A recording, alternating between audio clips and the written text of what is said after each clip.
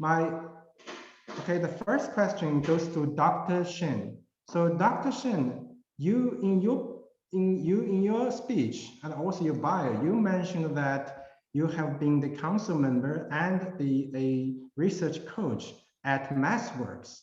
So to me, I aware of that the MathWorks program is one of the 5 most famous US middle school, high school student summer camps. So can you help us give the audience some information about how this program works and how to get in and what students can benefit from these 2 programs from MathWorks?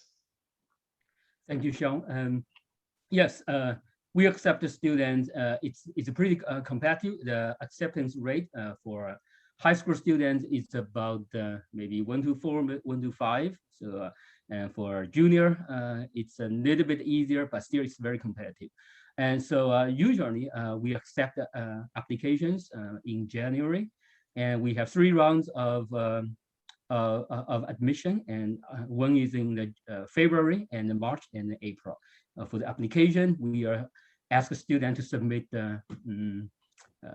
maybe the most important part is the teacher's recommendation, and we read the recommendation letters or not, because we want to see what kind of student have that kind of value inside value. We want a student to be independent, right? Those kind of things, and also the student should, if you have some extra curriculum work, like you are the, for example, the president of the math club, right? Write it there in your essay, right? We value that. Or if you have some community work, right? Or working with an event like this one as a volunteer, that's also very good, right? And also some other things like your competition, AMC, MathWorks, MathComp score, and this is also very important. So just submit those work as quickly as possible, and then we do our job. All right, thank you, Dr. Shen. The next question is, so for high achiever students, so there's so many extracurriculars, but the core is you have still do well in your high school class. So the question is, any advice on high school course selections? So I would like, this question goes to all three student speakers. Maybe start from our speaking order. How about Amy first? Yeah, that's a great question. So for high school course selections, if you're someone who can handle challenging courses, I highly recommend taking courses like AP Calculus or like statistics. But it does depend on the person, and you will have to like skip courses if you want to get there earlier.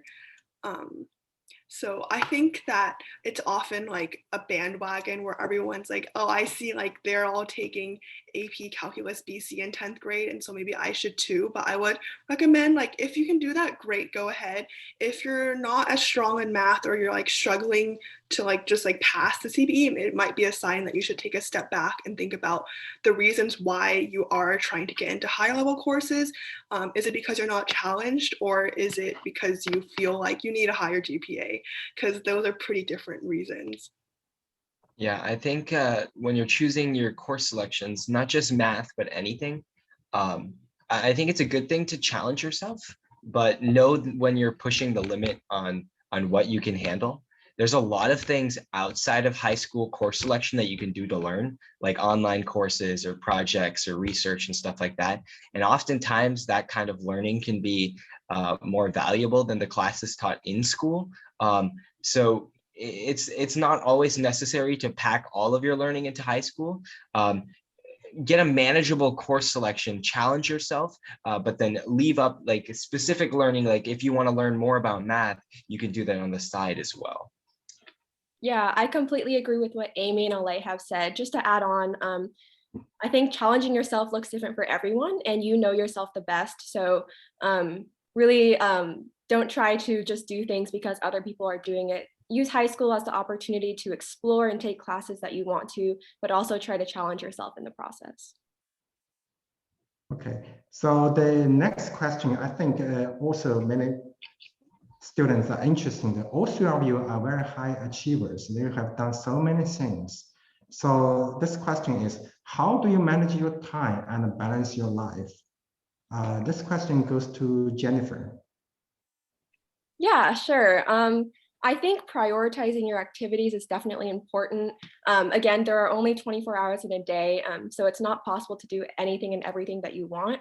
But think about what you think is most important to you and try to put your time into what you truly believe in. And after that, I think if you're doing what you actually enjoy, it's easy to spend time doing it and figure out what's important to you. Okay, thank you, Jennifer. This next question is, any suggestion how to motivate young kids to have interest in STEM and start something with STEM? So this question maybe go to Alay.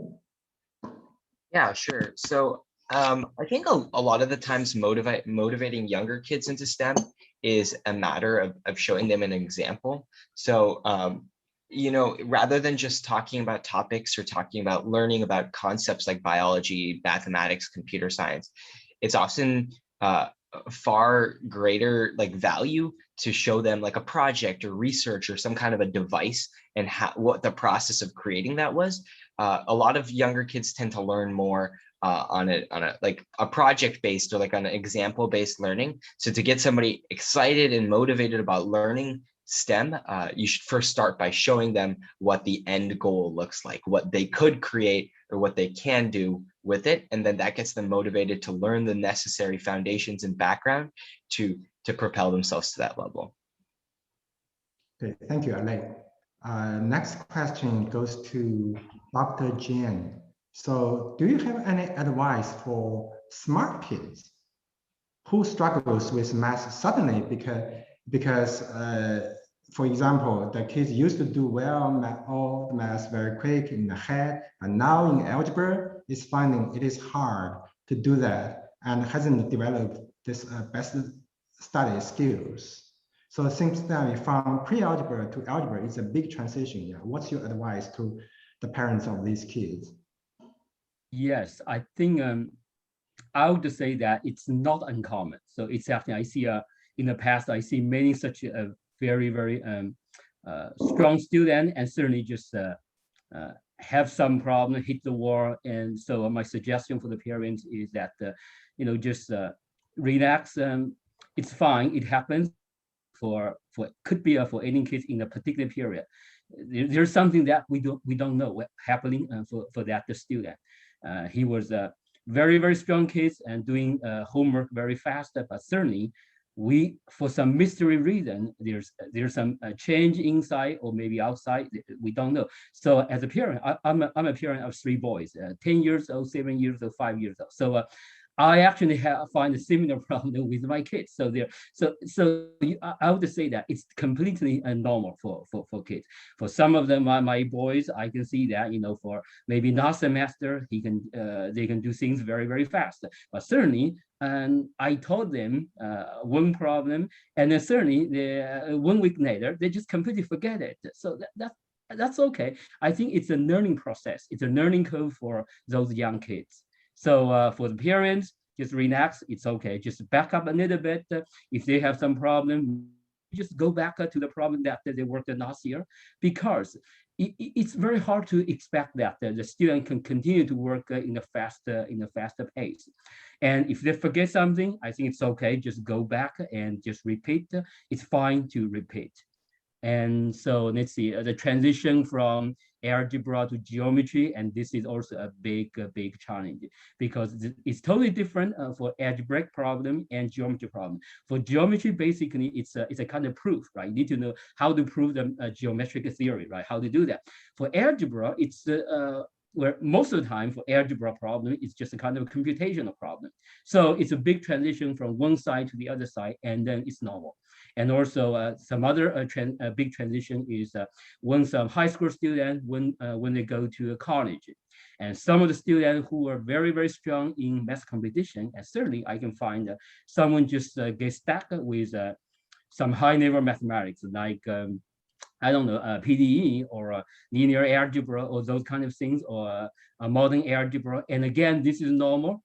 And it happened to me also when I have a hard time during my first year at the university. And so it just takes time, and magically it just, when you go through that, then you can see, all of the ways down the road. So I would say that's so relax, be patient. Okay, thank you. Just a reminder, there are some questions designated to a specific speaker. If you like, you can type the answer directly. And if I see this question is very typical and benefit for many other parents or students, I also will bring it up. Otherwise, yeah, you're welcome to answer those questions like designated to you. Okay, so next question is still like a lot of students are interested in course selections. So this question goes to Amy Guan. So how can I find out if I'm ready for AP Calculus BC or other challenge AP courses at 7th or 10th grade? So I know many students CBE, Algebra 2, and pre-calculus during 8th grade and summer. So basically, yeah, just how do you find you're ready, whether you should take challenge AP or not at when? Yeah, so for me personally, I took AP Calculus BC in 10th grade. I honestly would not really recommend doing it earlier than that. I think 9th grade, you also have your like entire transition to high school. And you also will like kind of run out of math classes to take if you stay in your public school system. So I feel like 10th grade is honestly one of the earliest that I personally would recommend. And for me, I CBE'd Algebra 2, but I've been taking Algebra 2 outside of school over the course of like a year. And I always felt in my like middle school math classes that I wasn't really challenged enough. Like I would do my like, it would be like during class and I would like already be done with the page and they'd still be going over it.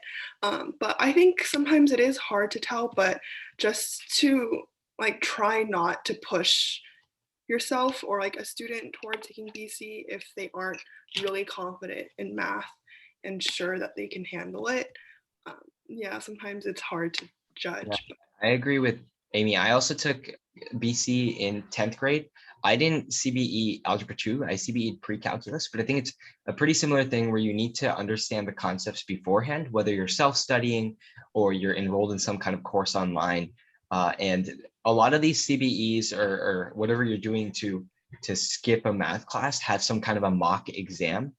And I think if you can comfortably do well on the exam, not just pass, then I think you're ready to skip that class. It may just like hold you down, but you need to understand that just passing that 70 mark on a final exam that might push you like into a new math class, that last 30% that might have been missed could be really useful. So you should try your best to do really well on these mock exams beforehand, before you take like the real one to skip, so that you will do well and you really do get a good understanding of everything before you decide to skip a math class. Yeah, and just to add to that, at my school, we don't have the option to skip classes in any subject. So I didn't take Calc BC until 11th grade, and I think I turned out okay. So it's perfectly okay if you don't feel ready to take those classes early. There are plenty of resources you can pursue outside of school and just go at your own pace in school. Yeah. And just to note about BC is that like even for me, I was very comfortable with math, but the course itself, like I would spend quite a lot of time doing like the homework every day. It's meant to be a challenging course. That's why Calculus AB exists. So just keep that in mind. Okay, you're all good at course selection. Yeah. Can I answer one of the questions in the chat? Someone asked that. Do you have any advice on college application? How to show my passion in STEM, in personal statement and supplemental essay and something like that? Well, this reminds me when we try to select students for MathWorks, where I would say that when you write your essay or when you do something, we like to see from the teacher's recommendation, we like to see some details. So for example, if you really like something, just show us your details. I can give you one example. And we read many teachers' recommendations. They just say that, oh, this student is fabulous, is great. Where we see that in almost every letter. So how can I distinguish one student and the other student? And then one problem, one example was that the teacher said the following. Okay, say one day the student had to miss a class, and then this student talked to me 1 week before that and asked what's the homework for that day. And then the next day, she turned in all of the homework for that day. So even before she left, she turned in all of the homework. And from that detail, I can see that that student has a very, very good study habit. And we accepted that student immediately. So I would tell you, so if you have that pension, show us the details in your essay or in the teacher's recommendation. Oh, certainly you can control teacher's recommendation. It's just your work, right? If you do something good, the teacher will write down the details. So next question is for Alay. Do you think, since Alay, you do a lot of science project, right? This question is, can you do both science project as well as some Olympiad, like math Olympiad? So is it possible, just honestly, yeah, you do each of this track involve a lot of time? Yeah, I think it is hard to do both. You will tend to polarize to one, whether you're better at it or you enjoy it more. I think research and science projects are an application of knowledge. So USICO was the main Olympiad that I competed in. I was a platinum division in that Olympiad. I never made the camp or the big IOI, but I did like regularly practice problem sets for USICO competitions. And I think that kind of practicing the underlying algorithms and data structures behind what goes into that kind of competition helped me in my research for developing algorithms that worked on eye tracking. It seems very separate, but a lot of the times studying for one thing and boiling down your foundations for one thing really helps you when you need to apply that knowledge to a bigger idea, for example. So I think you can balance the two. It does take a lot of work, but over time, you'll definitely polarize and move towards one of them that you care more about, whether you're better at it, whether you enjoy it more, and that is where most of your focus will be. Next one is pretty typical questions. Like, I try to make my kids do a lot of problems, but they doesn't really enjoy doing them. So what should I do?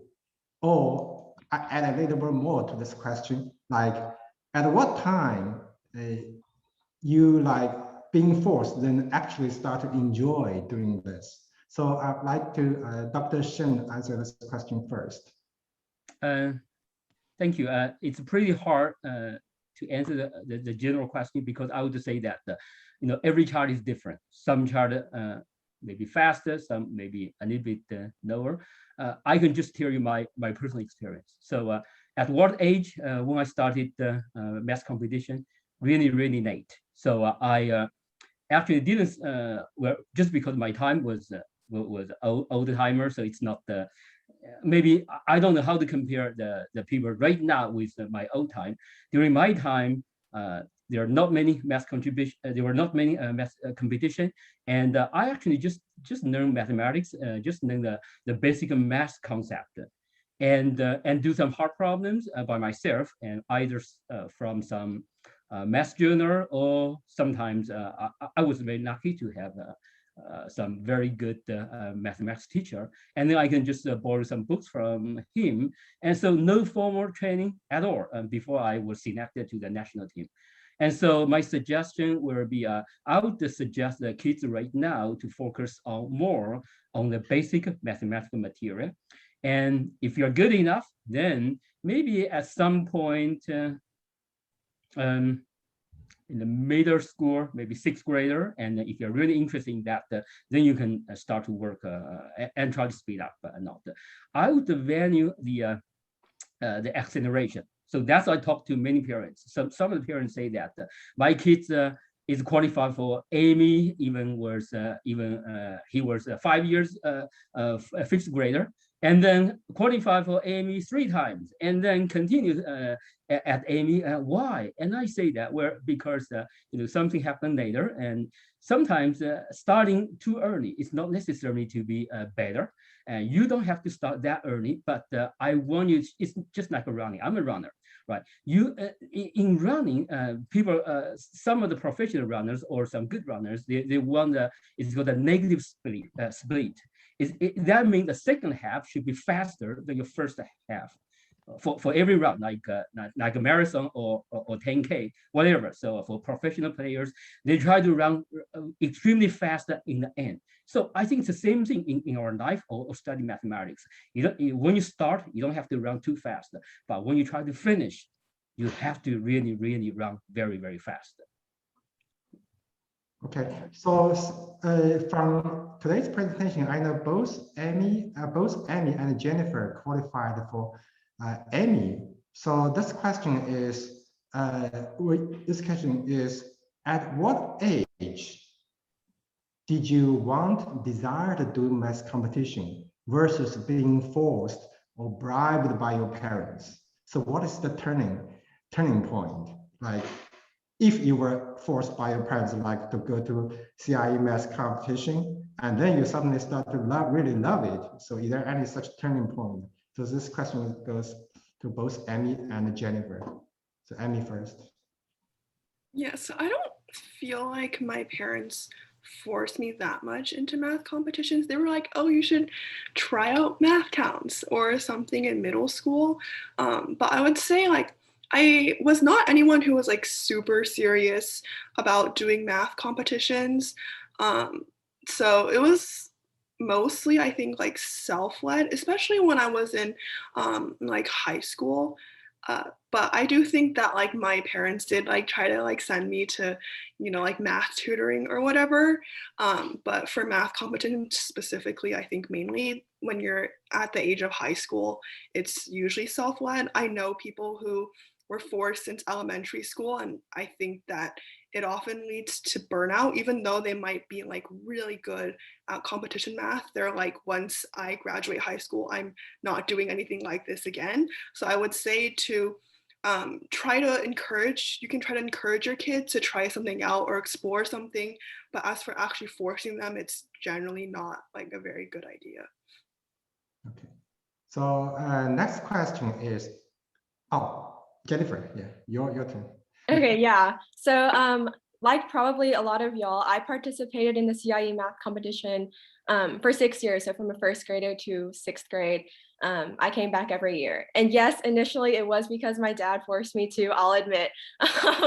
But I think a turning point for me was just like meeting people in the math community that were just so cool. For me, a big part of that was attending summer camps.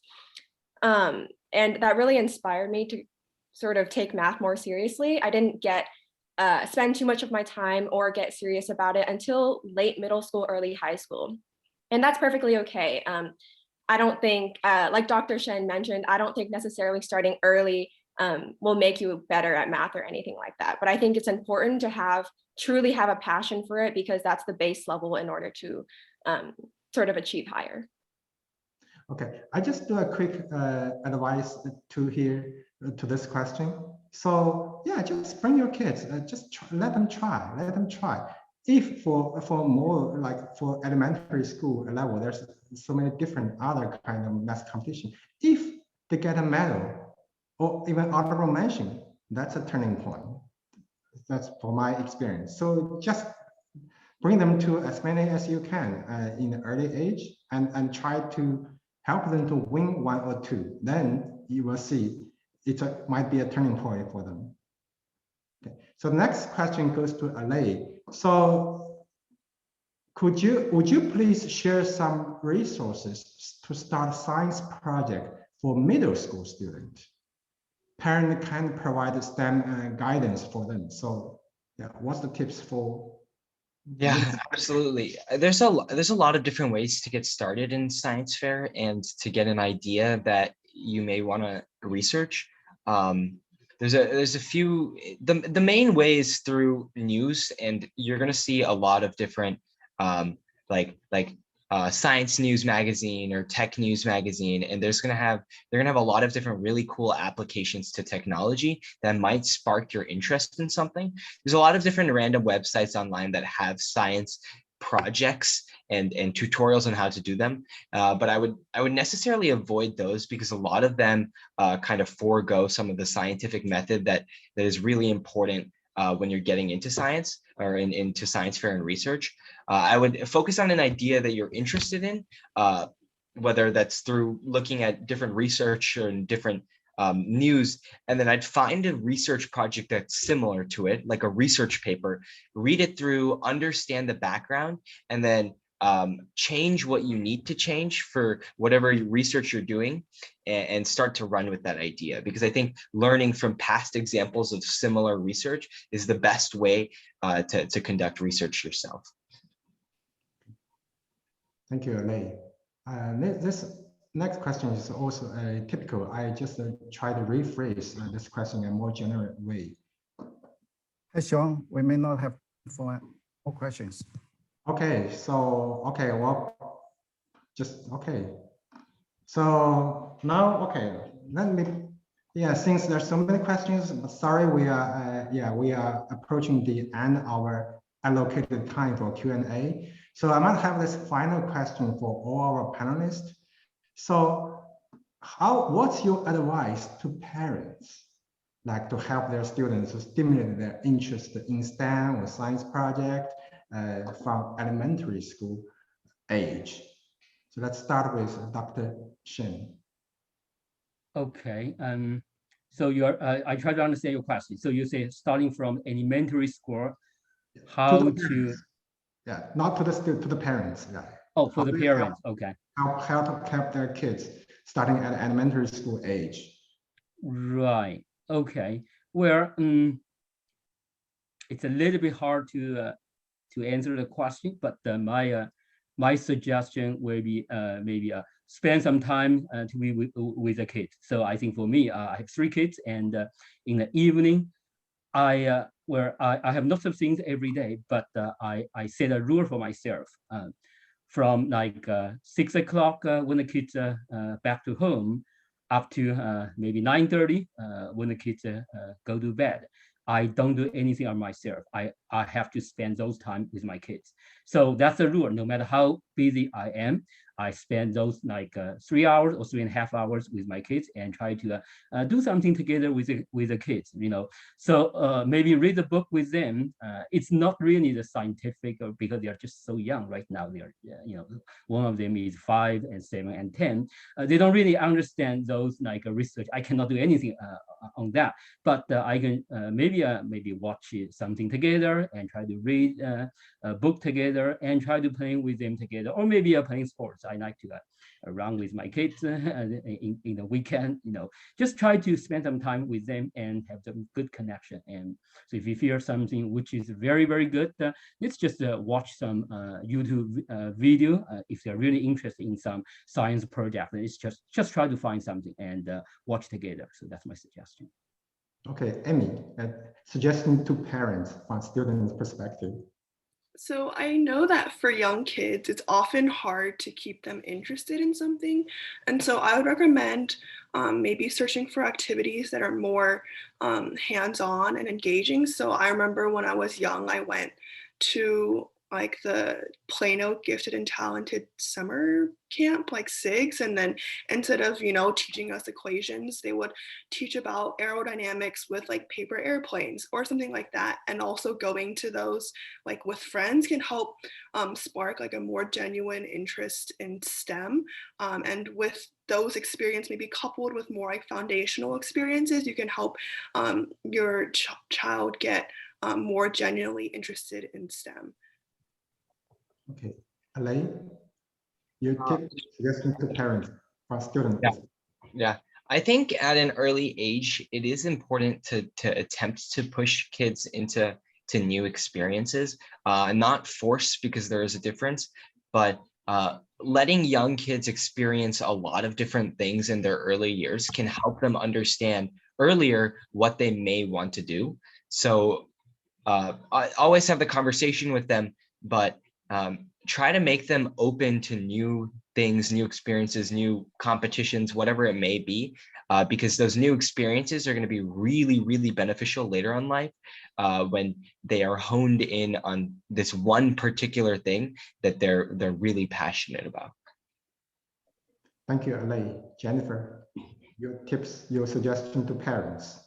Yeah, so I think especially for young kids, parents should serve as a resource to expose their children to as many things as possible. But beyond that, I don't think it's necessarily the parents' job to sort of force their child to do something that they're not truly interested in. So I think try to be there for them and expose them to things, but also listen to them when they say no. Okay, thank you. So due to the time limitation, we cannot answer more questions. So audience, you are welcome to send questions to these speakers individually through their contact. So yeah, all great. All the speakers did a great job today. So let's give our speakers another round of applause.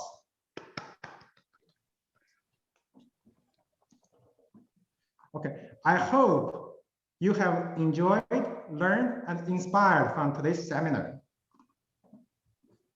Now, we'd like to present a token of our appreciation to our guest speakers.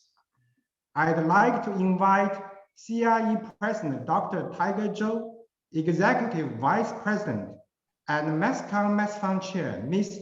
Jen Bernard, to the front to present a token of appreciation to the speakers. I would first acknowledge Amy Guang with this token of appreciation. Thank you so much. Next, I would like to commend Alay Shai and share with this token of our appreciation. Thank you so much. Next, I would like to thank Jennifer Xiong with this token of our appreciation.